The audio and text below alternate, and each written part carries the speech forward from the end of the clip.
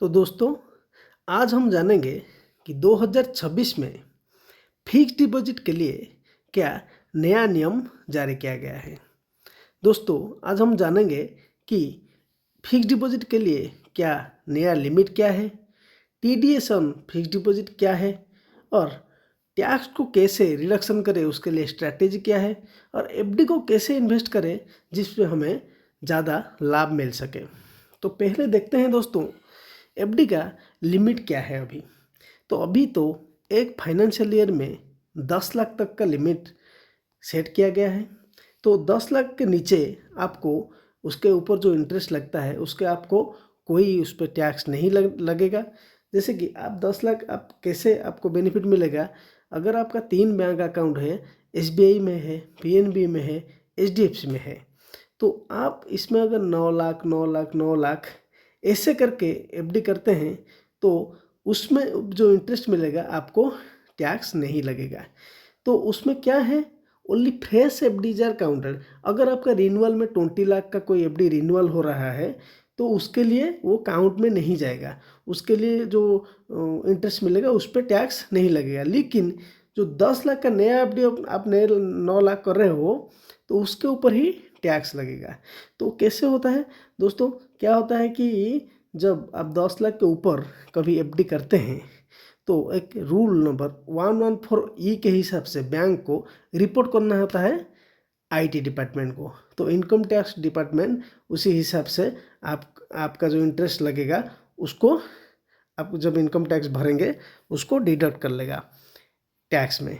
तो आप less than 10 lakh करेंगे, मल्टीपल बैंक में करेंगे तो ही आपको फायदा है। दोस्तों, टैक्स जो इंटरेस्ट में लगता है, only interest earned on FD is taxable. कैसे होता है, इसके हिसाब से एक सीनियर सिटीजन के लिए अलग है और एक नॉर्मल लोग के लिए भी अलग है। सीनियर सिटीजन के लिए दोस्तों 1 लाख इंटरेस्ट जो इंटरेस्ट अर्न्ड होता है 1 लाख तक वो कोई टैक्स नहीं लगता। नॉर्मल लोग के लिए ऐसे 50,000 तक कोई टैक्स नहीं लगता है। अगर कोई एक आदमी क्या है 5 करोड़ तक डिपॉजिट कर लेता है एफडी में, तो पहले से वो बैंक में कोई इनकम टैक्स नहीं भरा है, कुछ भी नहीं किया है, 5 करोड़ का डिपॉजिट कर लेता है, तो तब भी क्या करेगा, बैंक रिपोर्ट कर देगा इनकम टैक्स डिपार्टमेंट को। तो उसी हिसाब से उसको आदमी को एक्सप्लेनेशन देना है कि ये जो 5 करोड़ वो कहाँ से इनकम करके लाया है। अगर वो एक्सप्लेनेशन नहीं दे पाया तो उसके ऊपर भी मतलब प्रिंसिपल के ऊपर भी आपको 84% तक टैक्स देना पड़ेगा। इसीलिए क्या होता है दोस्तों, separate bank limit also separate bank की अगर आप लिमिट एफडी का लिमिट सेपरेट कर लेंगे तो आपको फ़ायदा है।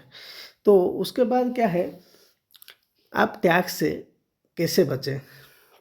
दोस्तों, सीनियर सिटीजन के लिए जो है हमारा एक फॉर्म 15H है जिसका टोटल टैक्स अभी जो न्यू रिजिम है 12 लाख तक कोई टैक्स नहीं है। तो अभी अप्रैल में क्या करेंगे, सीनियर सिटीजन लोग 15H फॉर्म अगर फिलअप करके दे देंगे तो 1 लाख के ऊपर भी अगर इंटरेस्ट अर्न होता है उसके ऊपर टैक्स नहीं लगेगा। तो नॉर्मल लोग क्या करेंगे, वो भी 15G दे सकते हैं जिनका इनकम जो बेस इनकम है अभी न्यू रिजिम के हिसाब से बिलो 4 लाख है और जो ओल्ड रिजिम के हिसाब से बिलो 2.5 लाख है, वो लोग ही एलिजिबल है 15G देने के लिए। वो अगर दे देंगे तो एफडी अर्न अगर ज़्यादा होगा 50,000 से तो भी उनको कोई टैक्स नहीं लगेगा। सो इसीलिए आप अगर अलग अलग बैंक में डिवाइड करके एफडी करते हैं तो आप फायदे में रहेंगे। तो और एक बात सुनिए, अभी क्या है ज़्यादातर लोगों को पता नहीं कि DICGC deposit insurance credit guarantee corporation ये क्या करता है कि 5 लाख तक गारंटेड इंश्योरेंस प्रोवाइड करता है।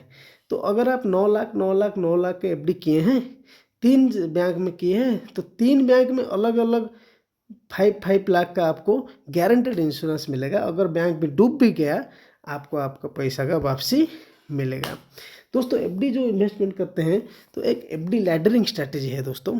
तो उसी हिसाब से इन्वेस्टमेंट करने से क्या क्या फ़ायदा होगा। अगर आपके पास 15 लाख है, आप उसको क्या किए 5 लाख 5 लाख 5 लाख 3 अलग अलग बैंक में ऐसे करेंगे कि एक फर्स्ट ईयर में मैच्योर होगा और एक सेकेंड ईयर में मैच्योर होगा और एक थर्ड ईयर में मैच्योर होगा। इसमें क्या आपको फ़ायदा होगा, एक तो 5-5 लाख का अलग अलग हुआ तो 10 लाख से नीचे रहा तो बैंक उसको रिपोर्ट नहीं कर सकता। तो और एक बात क्या होगा कि आपको लिक्विड फंड, आप 1 साल में बाद भी कोई ज़रूरत होगा तो फंड आप लिक्विडेट कर पाएंगे, नहीं तो उसको दूसरी बार फिर इन्वेस्ट कर पाएंगे और इंश्योरेंस का बेनिफिट भी मिलेगा। ये सारी चीज़ जो थे ये एफडी के बेनिफिट्स थे दोस्तों। ऐसे अगर आप वीडियो देखना चाहते हैं, जानकारी जानना चाहते हैं अच्छी चीज़, तो हमारे चैनल को सब्सक्राइब करें और फॉलो करें। Thank you.